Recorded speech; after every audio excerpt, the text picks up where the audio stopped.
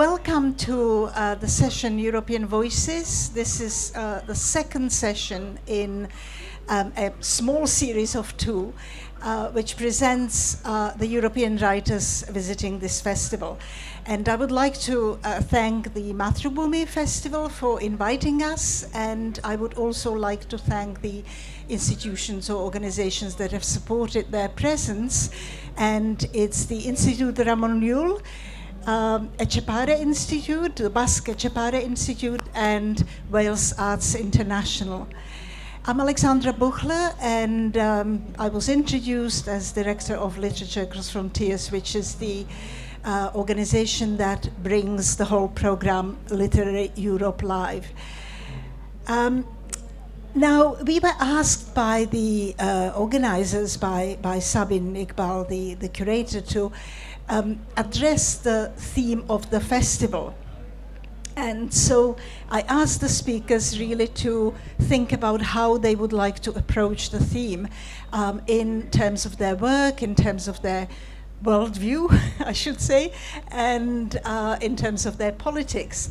Now, with the previous session, which was moderated by a scholar who teaches at the Alliance University in Bangalore, we realized actually that all the speakers come from nations or peoples who had been colonized at some point.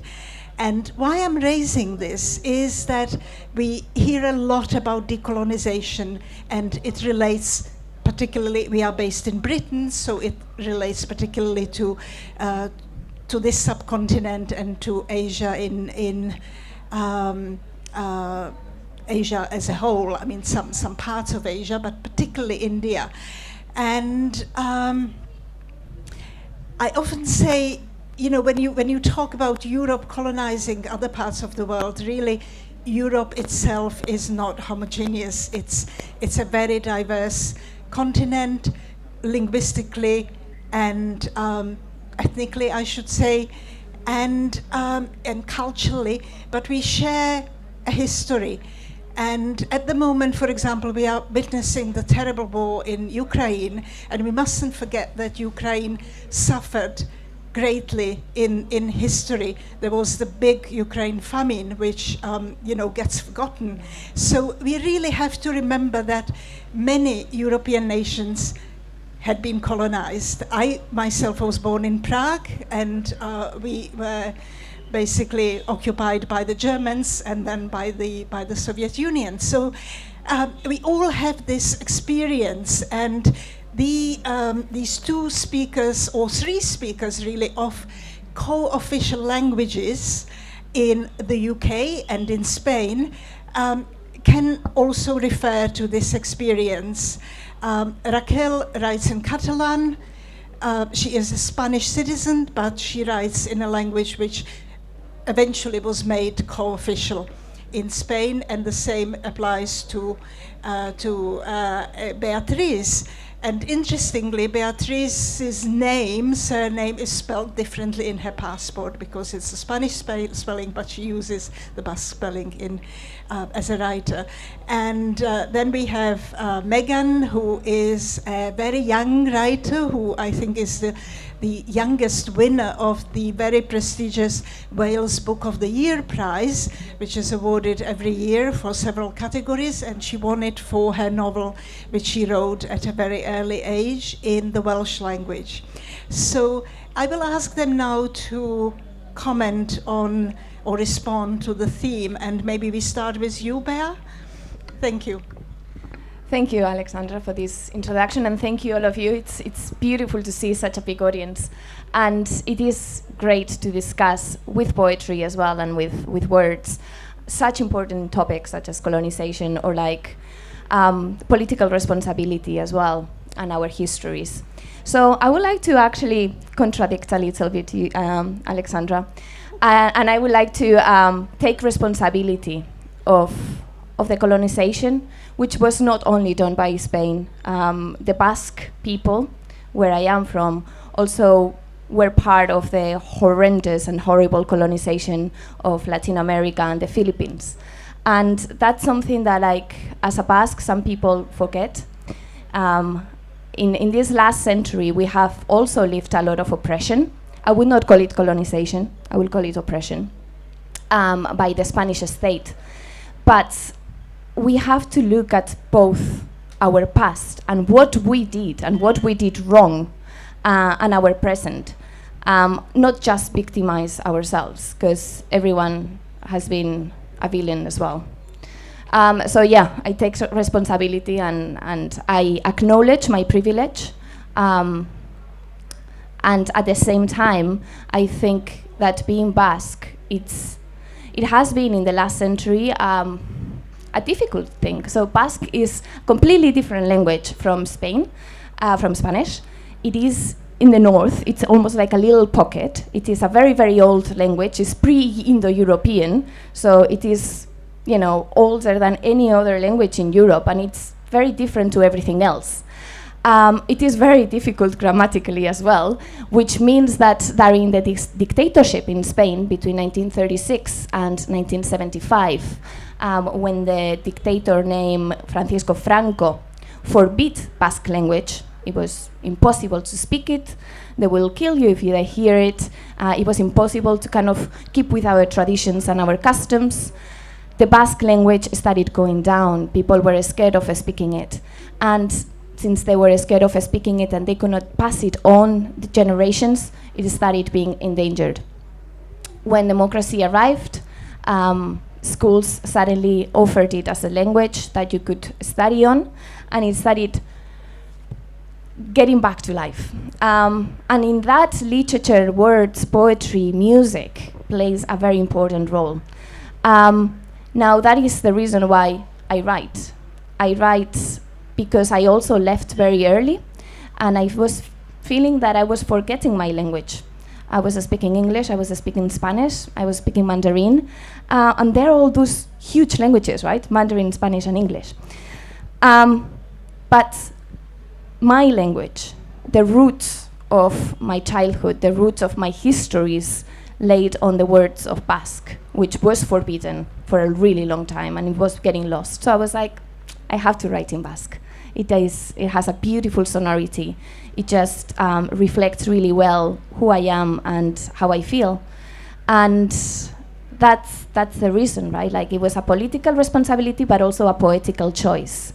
So again, going back to your point, Alexandra, I choose it because, yeah, like the shadows of history that made it forbidden by the dictatorship that oppressed it.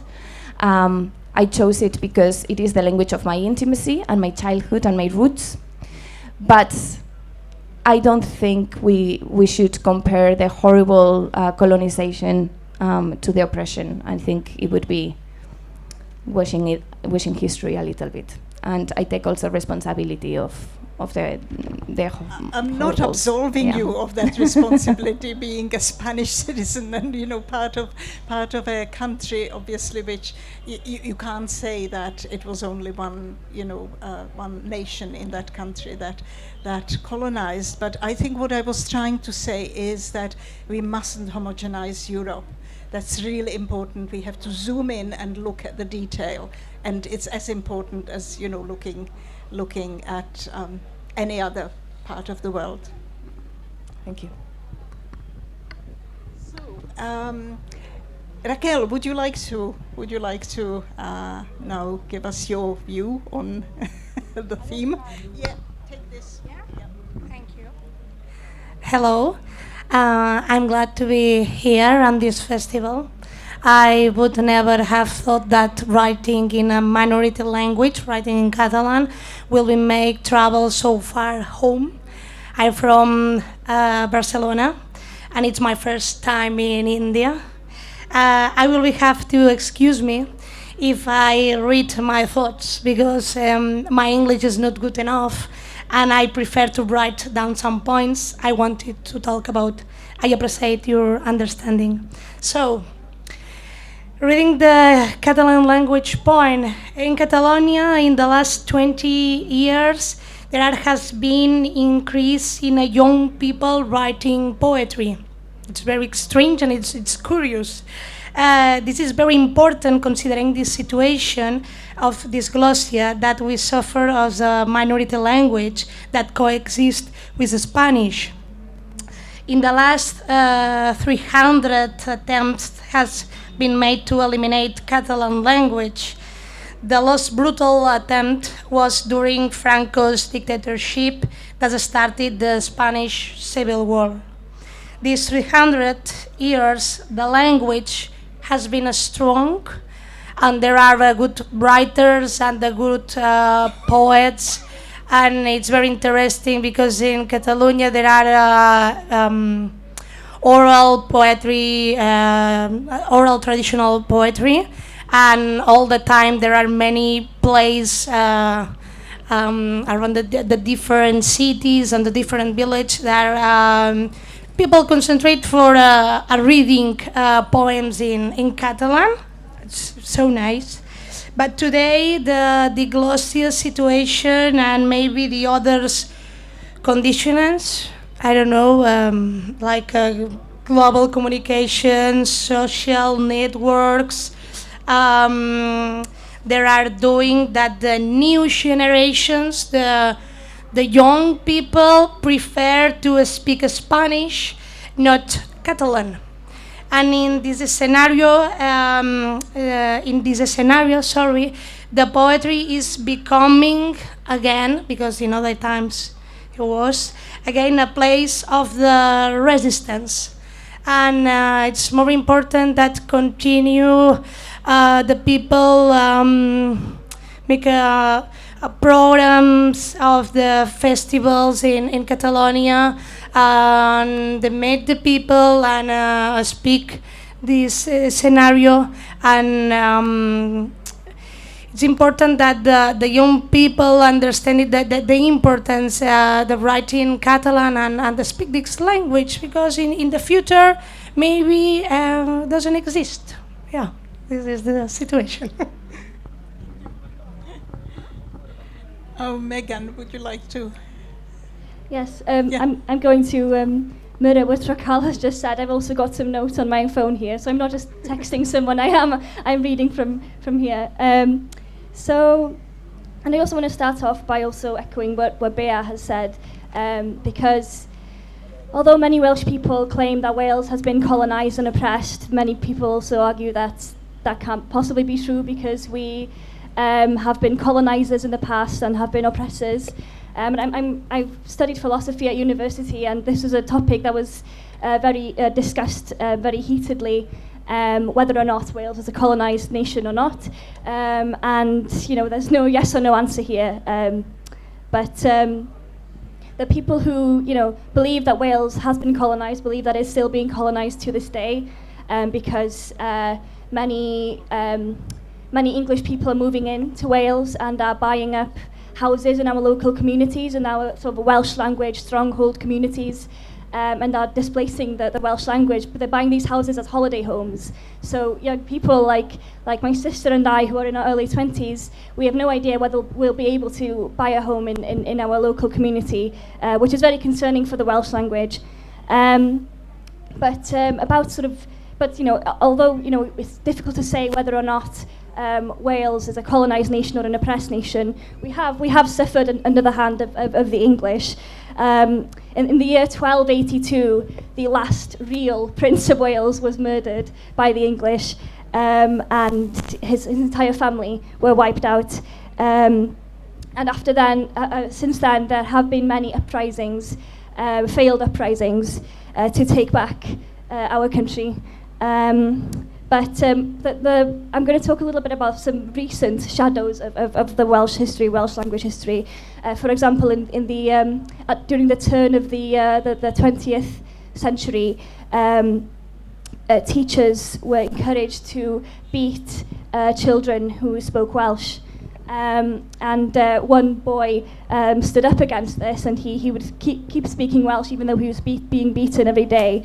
And when he grew up, he founded an organisation called Yr Urdd, which encourages young people to speak Welsh through activities and through a festival which is held entirely through the medium of Welsh. And this festival called the Urdd Eisteddfod, is the largest youth festival in Europe and is still very live and bustling today. Happens on a yearly basis. And also more recently, during the last century, in the 80s, I believe, no, in the 60s, sorry, a valley called Tryweryn was drowned to provide water for a city in England, to provide water for Liverpool. And Liverpool still uses this water today, even though they have recently apologised. But an entire community was displaced, entire chapel, school, cemetery, village. People were forced to move out of their countries. And this has happened in many valleys across Wales, not just this one. But this is the most prominent event of this kind. And it's something that Welsh children grow up knowing. And a little bit about how we can use the shadows of our past and transform that into light. For example, with the I was talking about how the children were beaten, which is called the Welsh knot, and then the child then founded the Urdd later on. So he turned that shadow of Welsh history into light. But with Tryweryn as well, today a movement called Cofiwch Tryweryn, Remember Tryweryn, is very prominent and is sort of fueling the movement for Welsh independence. So I think that my minoritized communities are able to use the shadows of our history and our suffering and transform that into light and into hope. Yeah. Thank you, Megan. Yes, I mean, colonization, occupation, there are obviously different forms of oppression that can be very extensive or can be temporary or can be long-term.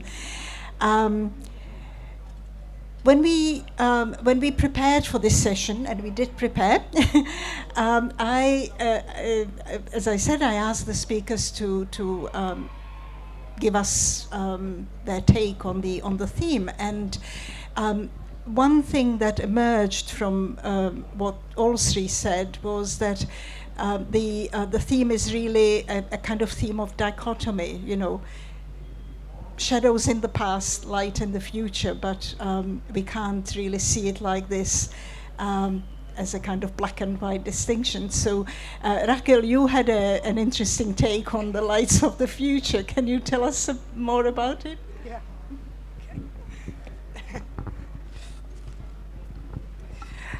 Alexandra asked for the cyborg poetry, right? Okay. Reading the topic of the festival, Shadows of History, Lights of the Future, I would like to say some words on how is the linked to my work, to sum up 2 points.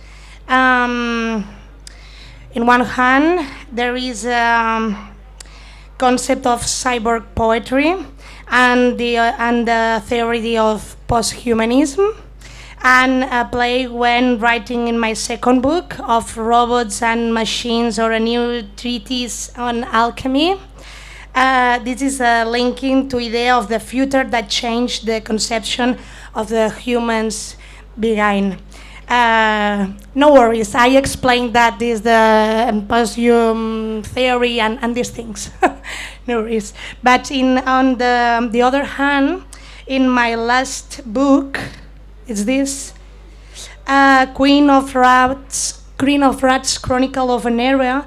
There is a reflection of the concept of the history, and also on the violence of the past, the violence of the living in a community, and the violence that a person makes himself. And in these books, there is a specific formal use of the lights. If it is well known that there are the lights that enlighten our steps and our future, I'm interested in this pointing out that there are other kind of lights. Artificial lights, lights pollution, the excess light produced by your phones or your screens, may be selfish light that can blind us. If I have, I think that I have time, I would like to develop this idea of posthumanism. It's not complicated concept, but well, So I would like to start by explaining that in 2050 in Barcelona, there was an exhibition in the CCCB Museum called More Humans. This exhibition generated a lot of interest and was visited many people. It was a success. After seeing it, I was in shock. I think that is when my obsession with the post-human imaginary began. You may ask, what is the post-humanism? Why I'm telling you all this? Yeah. Post-humanism is one philosophical concept that serves to ask the following questions. It's interesting questions. What does it mean to be human? Who, when, and where the characteristics of what is being human were created? What is the difference between a human and a robot? Tell me, what is the difference? And do you stop being a little human when you are always in contact with robotics and machines? Can the humans in the future cease to be human? Is the future of humans to become cyborgs? Cyborgs is a mix between a human and a robot. Donna Haraway and Rossi Braidotti, a theorist of the posthumanism, have said that almost everyone who has a smartphone could be a cyborg, because part of these things you do in your life depend on a machine. The machine and you, maybe, already, the same. Okay. Posthumanism is a critical philosophy with harbor of the human being and wants to make it out of the center. The human is not the center of the world. And if we want a better future, we must rethink what it means to be human and what makes us human, because maybe we are not doing something right. Okay, this is the questions of the posthumanism theory.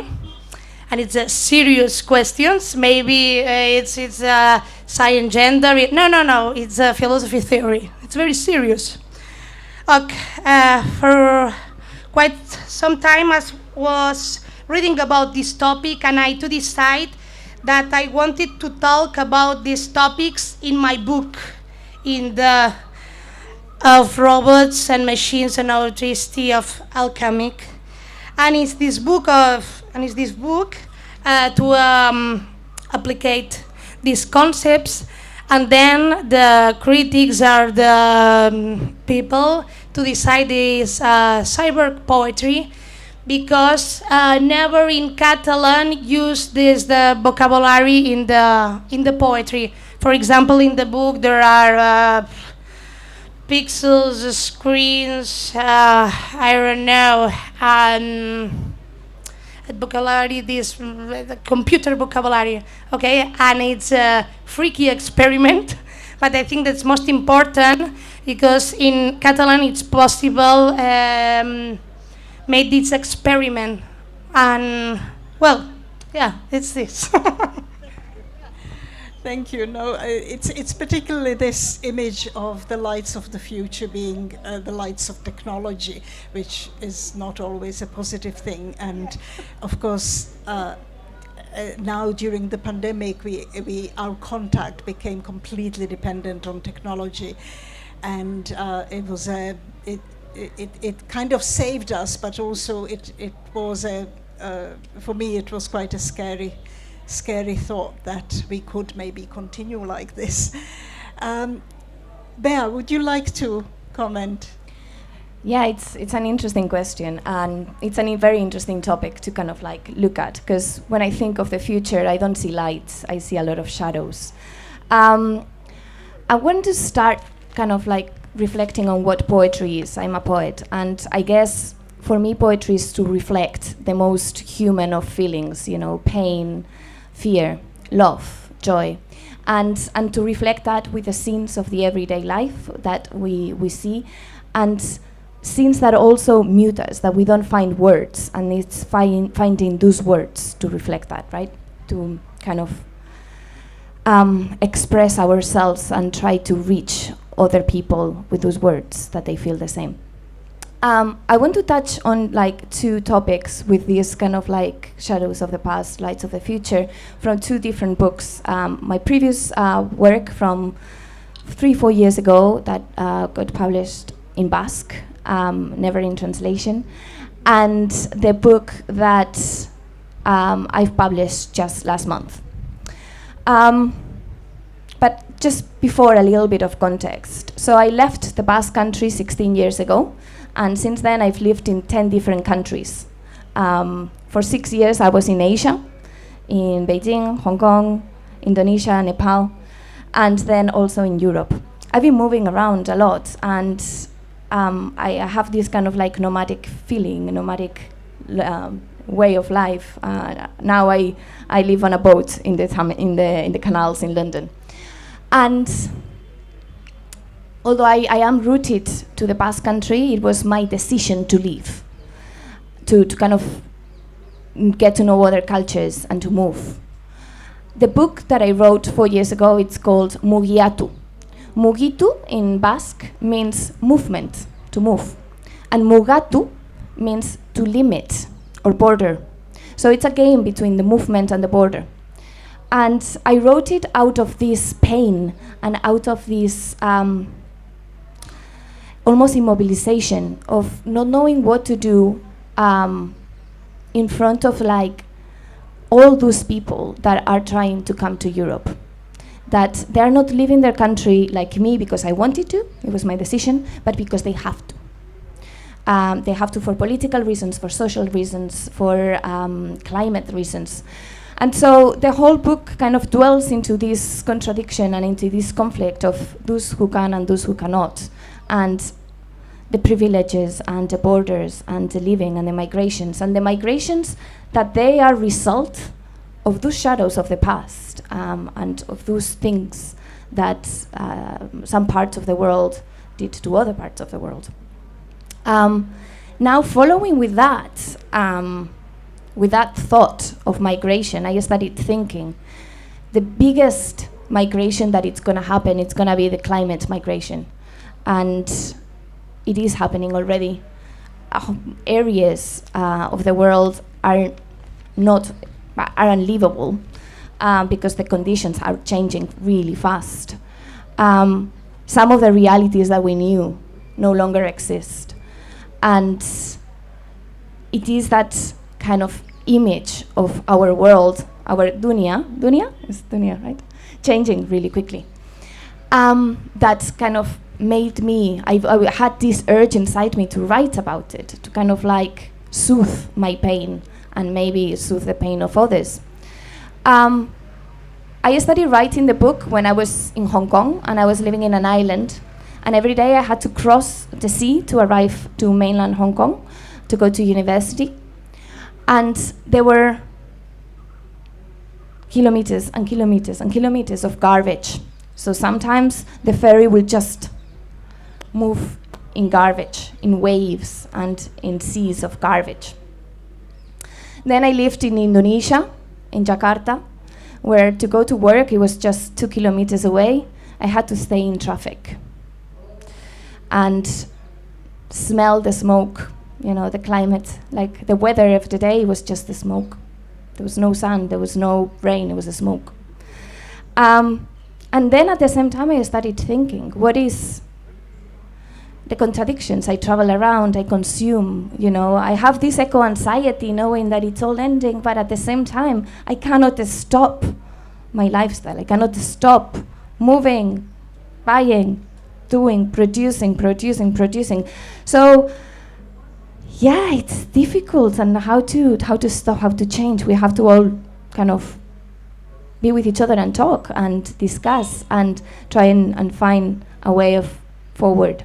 So for me, that's poetry, trying to kind of be together and express our fears. And yeah, if I'm really honest, I don't see light in our future for now. I just see shadows. We'll see if these shadows turn into neon lights or beautiful sparks of fireflies still alive. The fireflies are those fireflies that used to light our future or our nights are kind of dying. So let's keep the fireflies alive for a little bit longer.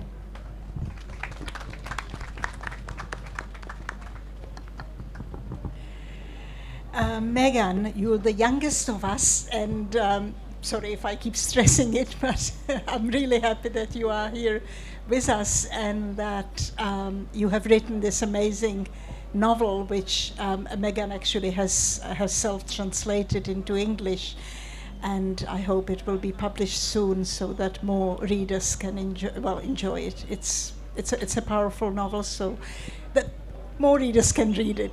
What are your lights of the future? And after you tell us, we will open it up to the audience to ask questions.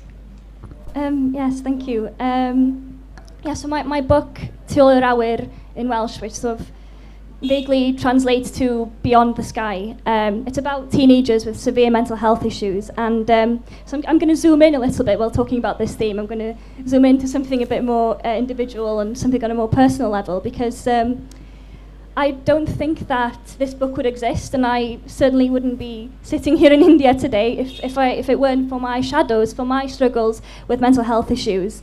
Because that's what inspired me to write this book. Before I even knew that it was going to be published, these characters were a great comfort for me personally, and were almost a source of therapy. So, yes, and if I wasn't a writer, if I hadn't written this book, and if it weren't for my shadows, if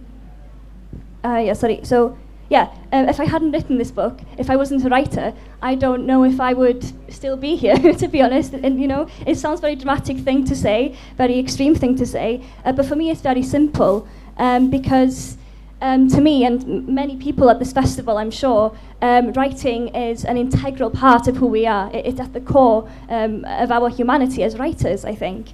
And I wouldn't be me if I wasn't a writer. So that's the gist of it, basically. So I think it's possible for us to utilize our shadows, our personal shadows and traumas, and transform these experiences into art that is not only a form of personal light or personal therapy for us, but also hopefully provides a light and hope for others, which is what I hope my book has been a source of hope for young people and adults as well who have written it. Indeed, people have contacted me to say that the book was almost a self-help book for them, even though it's not an easy book to read. But it's a great honour to me that this book has been a source of light for other people.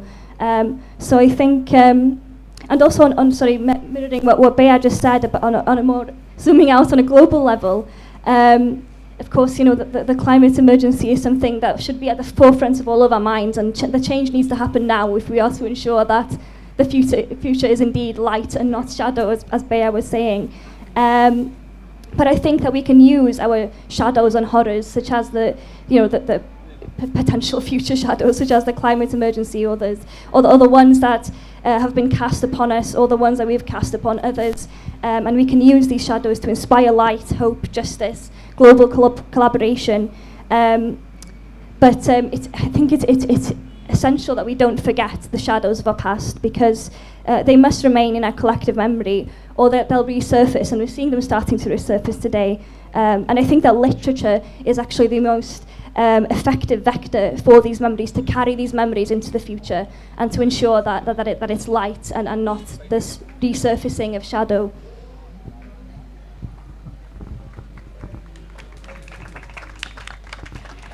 Thank you so much, all three. And are there any questions from the audience?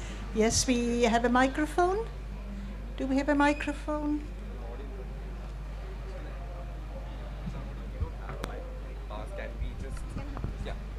Thank you, ma'am. Okay. We have to share this. Hello. Megan, that was very affecting. I like it so much. So most of us sitting here is a part or the product of colonization, and you also are a victimization of colonization. So can you say that the colonized state particularly manipulate the history of that particular country? For example, Indian history written by the British led to India becoming a communal state. I mean, communal violence is very common in India. I mean, British has made so much division between Hindus and also Muslims and other minority religions, because India is a diverse country. Like, we have 22 different languages, 22 different cultures, and the very place we are sitting here was one of the British military offices. Like, this Kanakuna Palace is a very relevant thing in Kerala history. I mean, they were printing the history of the higher classes and abandoning the history of the minority classes and defaming what, like, they are foreigners. Like, Muslims in India is like printing like foreigners. Is the effect of crusades that happened in Europe, and you guys are the one of the victimized persons of colonization, I think so. So everybody in the country is forced to study English, and we are forced to like dislocate our mother tongue, and that is one of the impact of the colonization. And like, as a person who writes poetry, who tend to be a writer, and I also forget to write in my own language, and also I always pretend to write in English. I think that that's the one of the language only I can express my emotions. And what do you think about that? Yeah, thank you so much for that comment. Wonderful, but it's a big question, and I'm not an expert in this field at all. But I'll try my best, but to respond to that incredible comment. But first of all, I just want to apologise on behalf of the British Empire, and if that is possible in any way, it's dreadful to think that minority languages are being displaced here. And yes, someone was talking yesterday at this festival saying that. As an Indian person, they're reclaiming English as their own language, which I thought was an interesting comment. Because for myself, as a Welsh person, I don't want to claim English as my language. Welsh is my language. That's who I am. So I thought that was very fascinating. Yeah, I don't know if anyone else has anything to say. Yeah, I'm not sure what else to say. I'm not an expert in this in any way, but thank you for that comment. It was wonderful. Bea, would you like to say something? I'm sure you have a lot to say on the subject. Yeah, because for you the equivalent would be, your language in Spanish, which is a very dominant language. So maybe you can share your perspective. Yeah, is it on? Yeah. Spanish is the second most spoken language in the world, and Basque is spoken by less than 1 million, and we are in their territory. And it is completely different. It was my decision to write in my language, in that small but beautiful language. And I think it is something very, very precious in keeping them alive. And if those that speak it don't use it, then who is going to use it? So a language is not lost because those who don't speak it don't learn it, but because those that speak it don't use it. So use it, because otherwise it's going to be another treasure lost and another world lost.